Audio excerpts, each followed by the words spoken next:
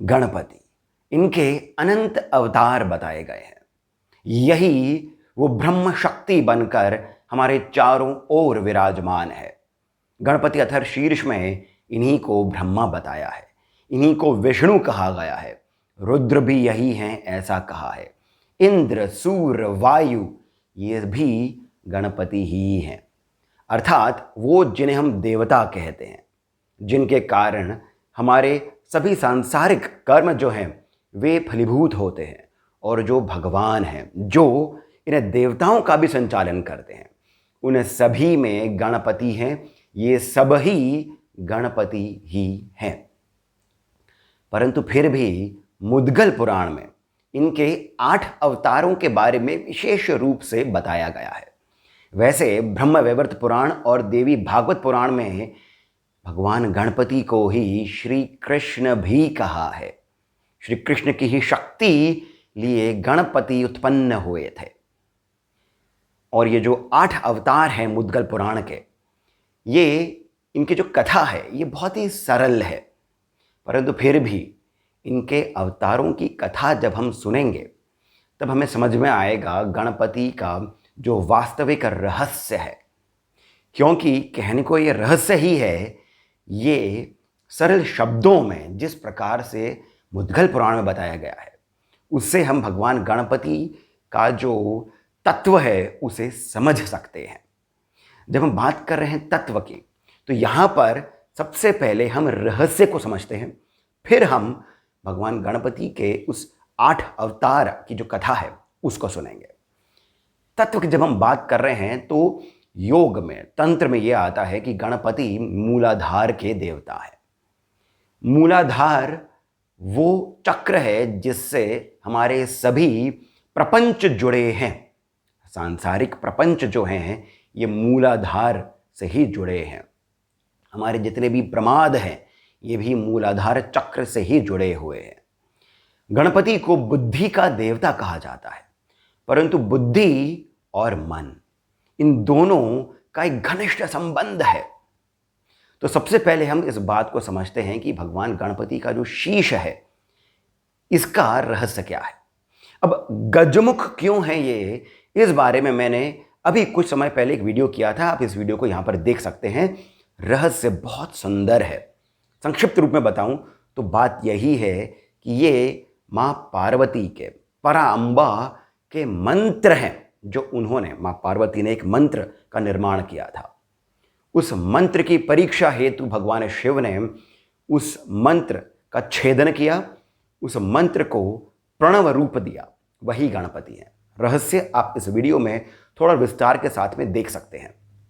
परंतु अब बात यह आती है कि कथा में ही गणपति का शीश कटा ही क्यों, यदि हम इसको कथा के रूप में ही देखें तो इसकी एक कथा ये आती है, ये भी ब्रह्म वैवर्त पुराण में ही है, कि एक बार भगवान सूर्य ने माली और सुमाली नाम के राक्षसों का अंत कर दिया था।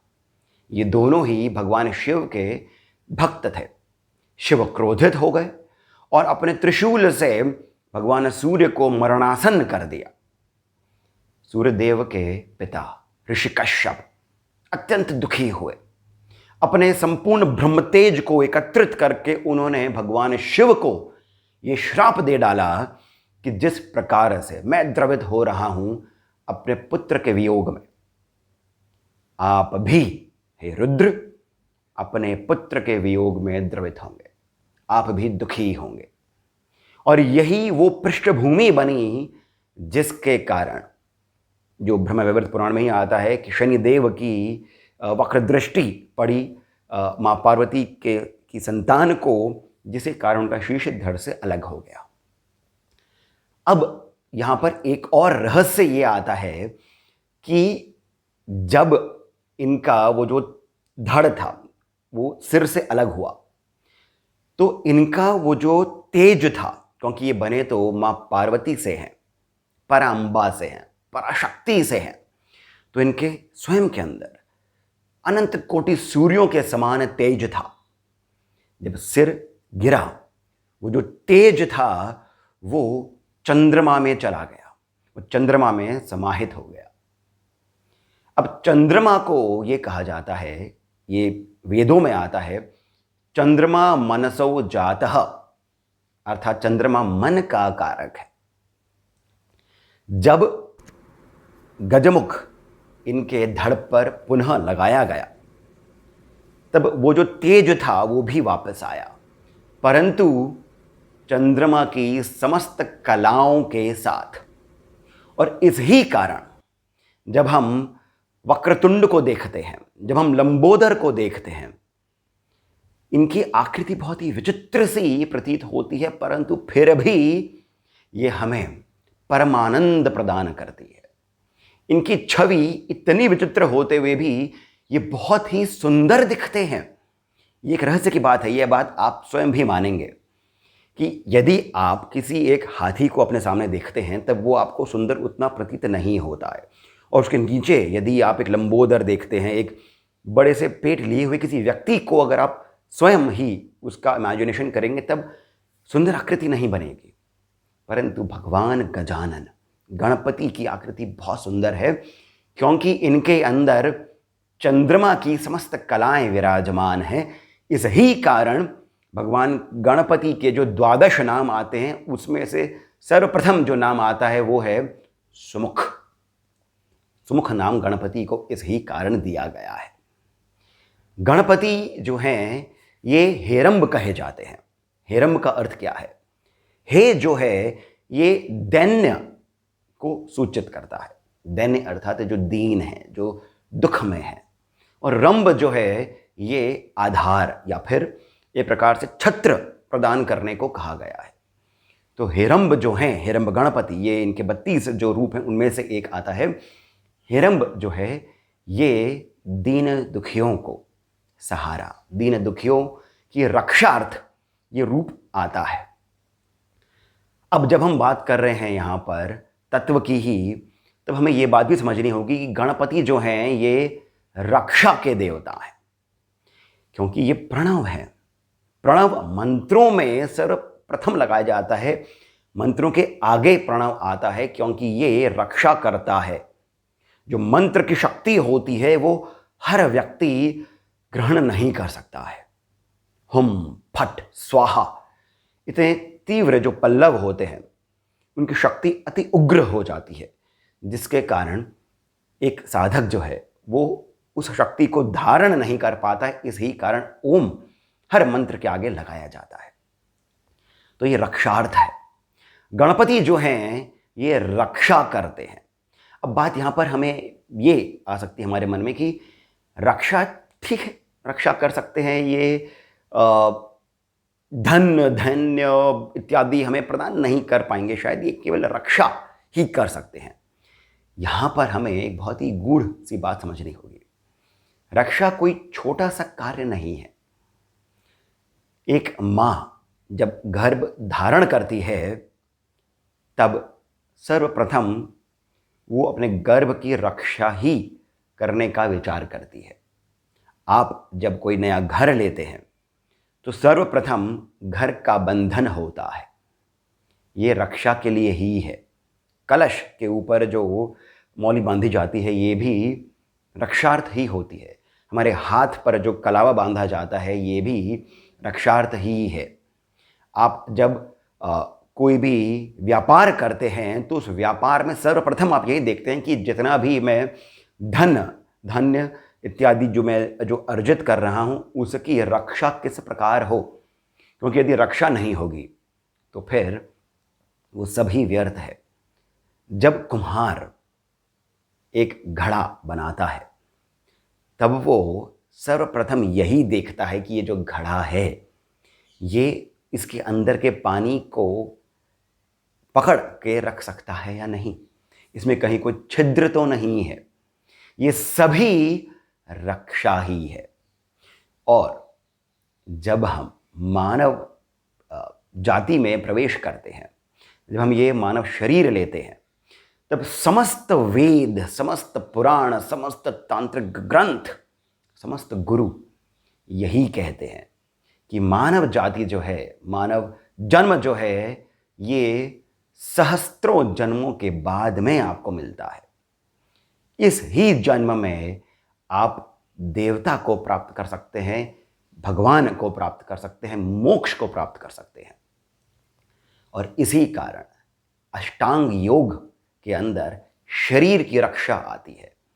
इस ही कारण हम अपने इस जन्म में उस मोक्ष को प्राप्त कर सकें, उस भगवान को, देवता को प्राप्त कर सकें। यही जब अध्यात्म का सार आता है तो यहाँ पर भी रक्षा ही इस जन्म के अंदर ही हम कर सकें, एक रक्षा हमारी हो सके, यही समझ करके हम अपना आध्यात्मिक जो यात्रा होती है उसका आरंभ करते हैं। अर्थात ये कि गणपति जो हैं ये हमारे जीवन में, इस अधिभौतिक जीवन में भी, अधिदैविक जीवन में भी और आध्यात्मिक जीवन में भी हमारे साथ सदैव रहते हैं, रहें, यही हमारी कामना भी होती है। गणपति के बिना तो शिव का रथ त्रिपुरासुर का वध करने के लिए एक पग भी आगे नहीं बढ़ पाया था। तो हम समझ सकते हैं गणपति का क्या महत्व है, गणपति का क्या रहस्य है। अब हम पुनः चलते हैं कथा पर। कथा जो है ये 8 अवतारों की 8 अलग अलग कथाएं हैं, परंतु सार रूप से जब हम देखेंगे तो सभी कथाओं का जो इसका जो आरंभ है और जो इसका अंत है और बीच की भी जो कथा है वो लगभग एक समान ही है। तो यहाँ पर कथा मैं आपको एक बताता हूँ, वो भी सार रूप में, संक्षिप्त रूप में, परंतु उसका जो रस है, उसका जो रहस्य है वो बहुत गूढ़ है। ध्यान से सुनिएगा। गणपति के जो 8 अवतार हैं वो क्या क्या है। वक्रतुंड, इनका जो वाहन है वो सिंह है। एक दंत, इनका वाहन मूषक है। महोदर, ये भी मूषक पर ही सवार होते हैं। गजानन, इनका भी वाहन मूषक ही है और लंबोदर का भी वाहन मूषक है। विकट, ये मयूर पर आते हैं। विघ्न, ये शेषनाग पर आते हैं। और धूम्रवर्ण, इनका वाहन भी मूषक ही है। ये जो असुर हैं इनका जन्म या तो शिव से होता है, शिव के शुक्र से, या फिर सूर्य से, या फिर किसी अन्य देवता के काम भाव से, या फिर इंद्र के क्रोध से। इस प्रकार से अलग अलग देवताओं का या फिर किसी सात्विक शक्ति से एक असुर की उत्पत्ति होती है। ये जो असुर है ये शुक्राचार्य के पास जाता है।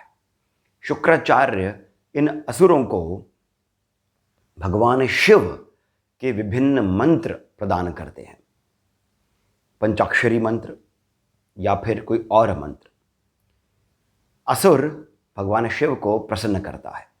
एक कथा में ये सूर्यदेव को प्रसन्न करता है, एक अन्य कथा में ये स्वयं भगवान गणपति को ही प्रसन्न करता है। ये केवल 2 ही कथाएं ऐसी हैं जिसके अंदर सूर्य और गणपति को ही प्रसन्न कर लेता है एक असुर, अन्यथा अन्य सभी कथाओं में भगवान शिव को प्रसन्न करता है। भगवान शिव से वो अन्य सभी वरदान तो प्राप्त करता ही है, निडर होने का, निर्भय होने का वर हर असुर प्राप्त करता है। इसके बाद वो पृथ्वी पर, स्वर्ग पर चढ़ाई करता है। सभी देवता त्राहिमाम करते हुए किसी न किसी ऋषि के पास पहुंचते हैं। वो जो ऋषि हैं वे इन्हें गणपति के अलग अलग जो रूप हैं, हर एक अलग अलग कथा में उनका ध्यान, उनका आवाहन करने का विचार उनको प्रदान करते हैं। अलग अलग कथाओं में जैसे वक्रतुंड, लंबोदर, एकदंत, विघ्न, इस प्रकार से भगवान गणपति के जो अलग अलग अवतार हैं उनकी पूजा करी जाती है, उनका आवाहन किया जाता है देवताओं के माध्यम से।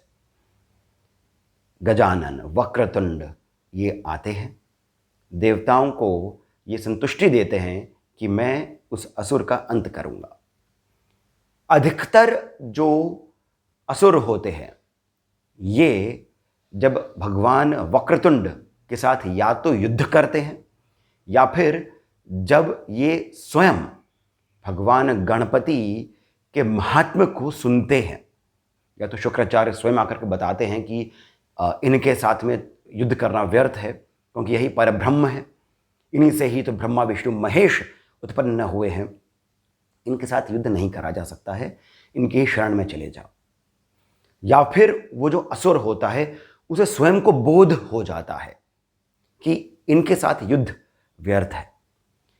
तो अधिकतर जो कथाएं हैं उसमें ये जो असुर होता है ये गणपति की शरण में चला जाता है और गणपति इसको क्षमा कर देते हैं। कुछ एक दो कथाएं आती हैं जिसमें असुर का गणपति संहार करते हैं, जैसे अहम का। तो ये संहार जब कर देते हैं तब देवता संतुष्ट हो जाते हैं और फिर पुनः शांति की स्थापना हो जाती है। इस प्रकार से ये 8 कथाएं आती हैं भगवान गणपति के 8 अवतारों के बारे में। अब इसमें भी जो एक रहस्य है वो ये है, जैसे मैंने पहले भी कहा था, बुद्धि के देवता हैं, मन भी ये संचालित करते हैं। ये बुद्धि और मन जो है ये हमारे जो मूलाधार है उस चक्र में समाहित होता है। हमारे जितने भी काम, क्रोध, लोभ, मोह, मद, मात्सर्य, ममता, अहम, ये जो 8 आसुरी शक्तियां हैं ये इस चक्र में जकड़ी रहती हैं। सांसारिक वस्तुओं की कामना, सांसारिक विषयों की कामना जो हमारे भीतर आती है ये आपके इस ही चक्र से जुड़ी हुई है। जब तक इस चक्र का छेदन नहीं हो जाता है, जब तक हम इस चक्र को भेद नहीं देते हैं, तब तक हम सांसारिक विषयों में और वस्तुओं में आसक्त ही रहते हैं। इसी कारण ये बताया गया है कि इस चक्र में लंबोदर का वास है, इस चक्र में स्वयं गणपति विराजमान है। और इसी से जब हम बुद्धि का प्रयोग करते हैं, बुद्धि से जब हम मन को संचालित करते हैं, तब ही हम पर भगवान गणपति की कृपा होती है। या फिर हम इसे इस रूप में देख सकते हैं कि भगवान गणपति की कृपा से ही हम बुद्धि से मन को अपने संचालन में रख सकते हैं और तभी हमारा इस मूलाधार से शक्ति आगे की ओर अग्रसर होती है। ये एक बहुत ही गूढ़ रहस्य आता है भगवान गणपति के साथ जुड़ा हुआ, जो इनकी समस्त कथाओं के अंदर आता है। आप गणपति के रूप को समझ लेंगे, गणपति के रहस्य को आप समझ लेंगे, तब आपको समस्त वेदों का ज्ञान भी प्राप्त हो जाएगा, क्योंकि गणपति को ही भ्रमणस्पति कहा गया है। वेदों के ये देवता हैं, वेदों के भगवान हैं, वेदों के पति हैं। जिस गान को भ्रमण करते हैं उसी के ये देवता हैं, भ्रमणस्पति। तो भगवान गणपति की आराधना ये श्री विद्या में भी आती है। हर एक तांत्रिक जितने भी प्रयोग होते हैं, तांत्रिक विधियां होती हैं, उनमें भी भगवान गणपति ही सर्वप्रथम पूजनीय होते हैं। तो मैं आशा करता हूं कि आपको ये कथा, इसका जो रहस्य है, भगवान गणपति का जो थोड़ा बहुत भी रहस्य मैं अपनी मंद बुद्धि के साथ मैं आपको बता पाया हूँ, ये आपको लाभप्रद लगा होगा, सुंदर लगा होगा। यदि ऐसा है तो कृपया करके आप इस वीडियो को लाइक अवश्य करें, हमें सब्सक्राइब करना नहीं भूलें और साथ ही साथ कमेंट सेक्शन में जाकर के जो पहला कमेंट पिंड है वहाँ से पेटीएम, जीपे इत्यादि के माध्यम से जितना अधिक हो सके आप हमें श्री सहयोग भी प्रदान करें, बहुत अधिक प्रोत्साहन मिलता है। इसी के साथ मैं सिद्धार्थ अब आप सबसे जानने की अनुमति लेता हूँ। धन्यवाद।